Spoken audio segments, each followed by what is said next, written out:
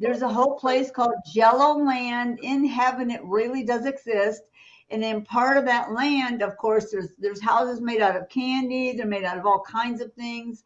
She's describing heaven right now. This is a televangelist named Kat Kerr. She's actually pretty famous and well-known in the evangelical movement. Now, she's been criticized heavily by some evangelical leaders in the movement as being silly or having stupid ideas or whatever else. Particularly, she's being attacked and criticized by this guy right here, okay? If you don't know who these people are, let me introduce you to him. This is Mario Murillo. Again, both of them are very well known in the evangelical televangelist movement. Let me give you an idea of who this guy is, some of the things that he's said and done recently, and then we're going to talk about his hypocritical criticisms of Kat Kerr. This is July 4th, 2021. It was about 6 months after Biden was inaugurated as the president. Of course, he was an election denier, claimed that Trump won and all that other good stuff. One night, after a week of studying everything that our kids are going through, in a late night of study, evil entered my room. And I knew it was evil. The room temperature dropped. It got dark. There was a stench. Wow, good thing you have a camera in your pocket everywhere you go, right? We can record these things. We can write this stuff down. We can, like, prove it. You can actually produce evidence for this stuff. Would you be surprised to find that he makes claims like this on a fairly regular basis and somehow evidence never turns up that he's talking to God or that Satan's out to get him or any of that? Never any evidence to show. Weird, huh? And I didn't feel like some underling had been sent to intimidate me. Oh, wow. I guess the main man himself, Satan, came to bother you, huh? Okay, you must be important.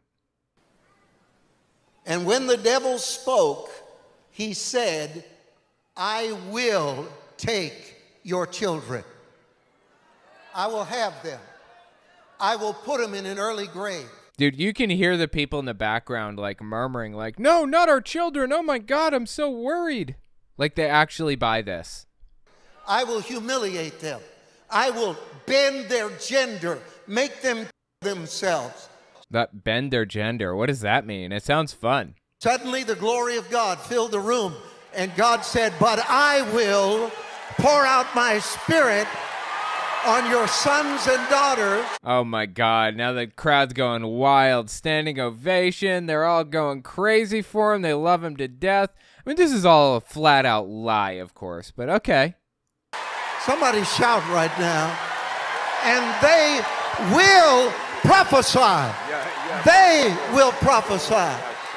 Somebody help me. They will prophesy. It's weird. He gave the inflection in 3 different spots in that sentence. Okay. So anyway, that's Mario Murillo. Check this one out. Same event, July 4th, 2021. This one is really important because it relates to his criticisms of Kat Kerr. Okay. Listen to what he says here. As we are all here on this strange 4th of July. I put a lot of cuts in. I faded to black. I just cut out, like, dead silences. I watched this entire event on my Telltale Unfiltered channel. If you don't trust me or something, you want to see, like, the whole thing drawn out, you can listen to what he had to say. It's on there. But, yeah, it's just dead silence. I didn't cut out any words. As we are all here on this strange 4th of July, the strangest that America has known, because we've never endured a fraud election before. We've never been in a position where it was so clear that we were under the lash of a rogue government. Okay, now, remember, I said that that was going to be important. Keep that in mind as we move forward. Keep in mind what he just said about the 2020 election and the rogue government and all of it. So early December 2022, about a year and a half after that, right? He goes out on stage and starts his criticism campaign, if you will, of the prophet, supposed prophet, Kat Kerr, the woman that we talked about at the very beginning of the episode. Anyone that said that something was going to turn out a certain way and it didn't should be labeled a false prophet. Uh-oh. Oh boy, is that something that he did? He actually did prophesy that Trump was going to win the election. And when he lost, of course, he claimed that it was fraud and all of that other garbage. We just listened to him claiming that it was fraud. Now, the reason he's bringing this up now is because shortly before he went on stage and said all of this stuff, Kat Kerr, the woman we heard from at the beginning, claimed that there was going to be a red wave in 2022 midterms. And of course there wasn't. It was lackluster.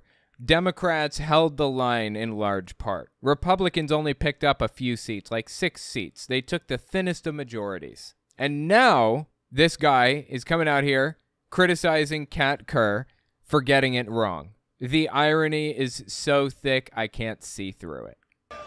If somebody said there's going to be a red tsunami and we get a pink leaky faucet, then you got to look at them and say, well, why am I following them? Absolutely. I agree 100%. I'm so glad that he's saying this. I can't believe he still has an audience to say it to, but okay. And I can let you know he does have a plan with the red tsunami. And yes, it did happen. Why am I listening to them? When they start telling you the bizarre things that they said they saw in heaven. There's a whole place called Jello Land in heaven. It really does exist. And in part of that land, of course, there's houses made out of candy. They're made out of all kinds of things. Dude, it's so painful. And it's obvious that he's criticizing Kat Kerr specifically, right? It didn't just stop here, by the way. The war has continued on. There's a lot more that's happened. I covered this specific clip a little while back. This was actually compiled by Hemant Mehta on the Friendly Atheist Twitter account, and I think he has like friendlyatheist.com or .org website. He put this clip together originally, but more things have happened that I want to take a look at. But you know, it's fair of Mario Murillo to criticize something so ridiculous as the things that we're hearing coming from Kat Kerr's mouth. That's totally fair. It's just an embarrassment that he did the exact same stuff. The dude has no self-awareness. None. Okay. Well, Mario, prove to me that those things aren't in heaven. Easy. They're stupid. Okay, that doesn't prove anything at all. You've got to go a little further than they're stupid. I think it's kind of interesting to listen to him talk about this, though, because when you think about it, this is kind of him doing my job, right? He's stepping into my role. This is what I do. I talk about the ridiculous, hypocritical, contradictory nonsense that come out of these people's mouths 24/7. And it's not limited to Kat Kerr. Mario Murillo is not exempt. I criticize him all the time for this stuff. But he's kind of doing my job for me now, isn't he? A little bit. He's criticizing Kat Kerr. But I have to tell you, Mario, it's not really acceptable to just say it's stupid and move on. You have to give a little bit more than that. Seems to me. It is stupid to imagine that that's going to be in heaven. And it's not an amusement park. Anybody can. Like, how do you know it's not an amusement park? How do you know any of this? It very well could be. Like, the guy's not using logic. The logical position is, you don't know anything. You know absolutely nothing about the situation. She's coming along and claiming it's like an amusement park. That bothers him because that's not the vision of heaven that he had. So he has to say that's stupid. He can't take the position that I take, which is, I don't know, because that doesn't seem to be good enough for him. Anybody can fly in heaven. You have a place where you learn, though. You do get to learn. You go by this place called Flyby near the amusement park, and you learn how to fly. Because the false prophets were sent at a key moment to distract the church. Oh boy, that applies better to Mario Murillo than I think he'd probably be comfortable with. So that was kind of the beginning of the televangelist civil war, for lack of a better term. His direct attack on Kat Kerr and her theology, her belief that heaven is going to be this whimsical place with jello and flying and rocket packs and all that other stuff. It has just blown up into a full-blown civil war at this point. There's no more hinting around about it. Early February 2023, he comes out there and says this. Check this out. And it's our silence that's the problem. It isn't just the garish statements and the extreme off-the-rail nuttiness. And when someone asks me, well, dude, this guy is hitting the nail on the head. Extreme nuttiness. I use that exact word. I love it to death. Ask me, well, how do you know there aren't those things in heaven? Well, I also don't know what it would be like to put my head in a dryer, but I can pretty well predict what it would be like. That doesn't tell us anything at all. You know nothing about what's in heaven. Kat Kerr is claiming to have visited heaven. She's claiming that God took her there, that she visits there regularly. Why is your claim that you know more about heaven more valid than her claim that she does? It's not. They are equally as valid, which is to say they're not valid at all, either of them. In reality, neither of you know anything about how this works. They have no idea what it's like to go to heaven. They have never been brought there. God has never communicated with either of them. But they're going to pretend that they are more virtuous and more deserving of your trust and praise and admiration. They're going to pretend that the other is more ridiculous. In a dryer, but I can pretty well predict what it would be like. And that's how absurd it is for me to sit there and say, why is the onus on me to prove to you that there's ponds made out of pudding and there's resorts? Of course not. Okay, the onus was never on him to prove that there were ponds made of pudding. Kat Kerr is coming out and claiming that God took her there and showed her the ponds made of pudding. He's very obviously talking about Kat Kerr here, even though he hasn't named her specifically yet. If you follow this to any degree like I do, you'll know it's Kat Kerr he's talking about. She's like the only major one that talks about ponds of pudding and stuff. But the onus is not on him. Like, he doesn't seem to understand how logic works at all.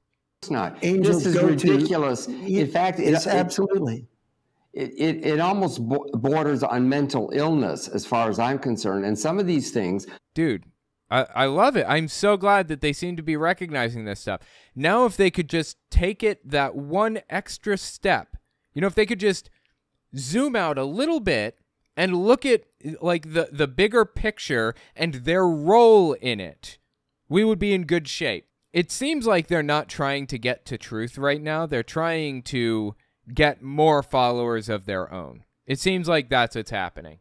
By the way, this is Stephen Strang on the left. These things by themselves disqualify. By themselves. Exactly. I mean, why discuss it?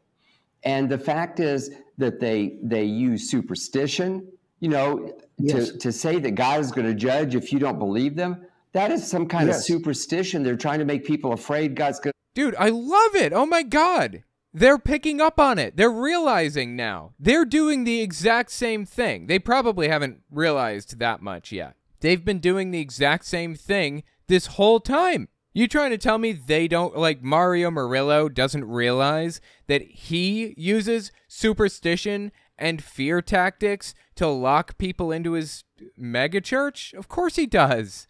He's been doing that this entire time. There's no self-awareness to be had here. He is not exempt from any of this.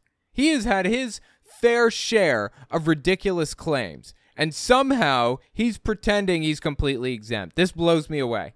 God is going to judge if you don't believe them. That is some kind of superstition. They're trying to make people afraid God's going to zap them. They should be afraid that God's going to zap them.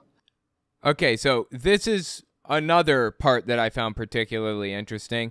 It's obvious he's talking about Kat Kerr up to this point, but when they said that specific thing, I realized they're talking about another person too.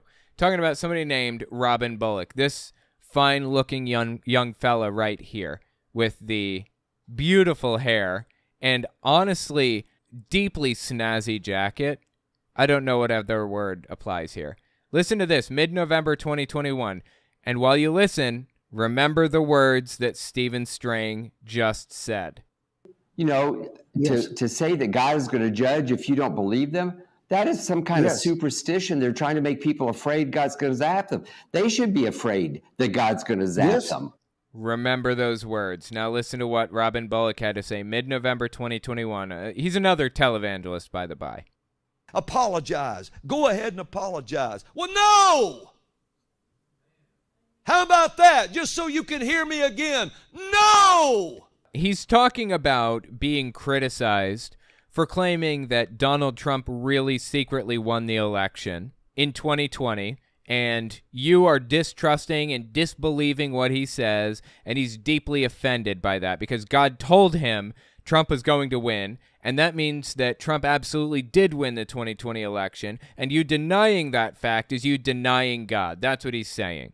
People called for him as a false prophet to apologize, the least that he could do.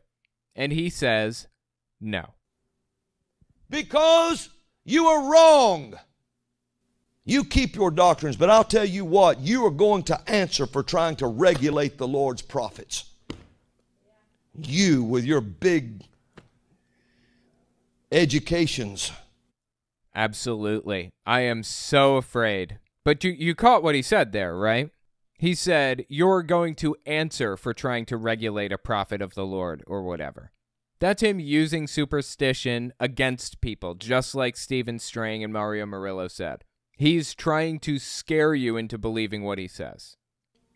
You're going to answer for trying to regulate a prophet of the Lord and telling a prophet of the Lord that what God said is not true, but what you said is true.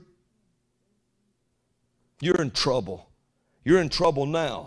You know, I'd be willing to accept it if any of it happened. Like, you can't, well, I wouldn't be willing to accept it then because it was a ridiculous thing to say in the first place. You have a dice roll, a 50-50 chance, okay? Either Biden's going to be president or Trump's going to be president. And it turned out Biden was going to be president. Just because you said Trump is going to be president doesn't mean you had divine insight. But that's, you know, beside the fact. The point I'm trying to make here is that Robin Bullock is absolutely obsessed with the idea that he was right all along. And he is, in fact, using fear tactics and superstition to scare people into believing that he was right all along. If he was right all along, then Trump would be president. That's like the bare minimum that would have to happen for him to have been correct. For anybody to take him seriously at all. Keep listening to what these people said about it. It was obvious you're talking about Robin Bullock there. They should be afraid that God's going to zap them. When you say, thus saith the Lord, and you're speaking as a false prophet, they're going to have to stand in front of God. And I believe actually long before then, these ministries are going to tumble. Yeah, so it was most definitely a false prophecy. Very obvious there. I don't know how it could get any more clear. Robin Bullock falsely prophesied that Donald Trump is going to be the president. But you know who else falsely prophesied? As we are all here on this strange 4th of July, the strangest that America has known, because we've never endured a fraud election before. Now, that may not sound like a prophecy specifically. I didn't include the prophetic part, but he most definitely prophesied about the election. And after Trump lost, Murillo continued on to claim that Trump really did win. Couldn't give it up, just like Robin Bullock. The hypocrisy is so thick you can't see through it, okay? It's ridiculous. Are going to tumble, and people need to be warned. People need to avoid these people. People need to quit giving them money, watching them on YouTube, unless you're wanting a few laughs. I mean, seriously, the body of Christ, as we call it, the church, which has many forms, needs to get a life and to see what's going on. Okay, I don't know what that, get a life. The church needs to get a life and see what's going on. That's weird. They act like they are better than Kat Kerr and Robin Bullock. They're not. Okay, I cover these people equally. They say just as ridiculous stuff. they engage in the same exact faith-healing garbage as all of the others. They engage in all of the BS prophetic nonsense as everyone else. They are no better than the rest. Check this one out. Early February 2023, he continues on to talk about this. To those who are rational believers, Rational believers, okay? who trust the word of God, who believe in the fivefold gifts, will understand what I'm about to say. The motivation for my blog was, number one, lost souls. Because Peter said these false teachers would cause the way of truth to be slandered. And he can't accept that he's one of those false teachers, so he has to point the finger at somebody else, right? Go on the internet. There's a site called Christianity Nightmares. Okay, it's a Twitter account called Christian Nightmares, and yeah, I follow him. I get some material from him from time to time. And one of their main features to demonstrate to people why you should never have anything to do with Christianity is they're playing videos of these prophets and what they're saying. Mario Murillo included. Does he think he's exempt from this? Really? I mean, Christian Nightmares, Hemant Mehta, Ron Filipkowski, I mean, Right Wing Watch, these are all Twitter accounts and websites and YouTube channels that cover all of these people. And guess what? Mario Murillo is right alongside them with the rest of them. I talk about Kat Kerr and Robin Bullock and Mario Murillo and Hank Kunneman and Kenneth Copeland. They are no better or worse than any of the rest. I don't know why he's playing this game like he wants to set himself apart from them. He's just as ridiculous as the rest. Always has been. Anyway, I'm honestly glad to see what appears to be a televangelist civil war breaking out. I mean, that's the best I can think of to describe it, right? This guy seems to be attacking other televangelists, and I'm here for it. I'm here for every second of it. Let me know what you think about it in the comments.